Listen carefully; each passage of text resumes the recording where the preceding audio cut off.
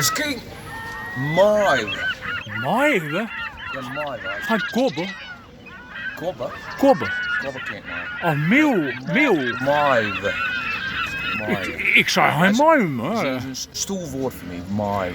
Maaien. Nee, dat is 21ste aai. Dat ben ik niet.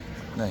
Is er nog een tip voor wat moet ik doen? Nou, op 21 maart, op dag van de Grunnige Tol, Ja. dan is een project dat voorgesteld wordt over grote Grunnige woordbouw. Dat is een woordwerk. Ja. En ja, toen kiest die woord dan mee down. En zo staat met die variatie van maaien Ook die klank. en die klanken. Ui 21ste aai. en snij. En klank. 21 maart. Ja. Voor ik heb die woordwerk.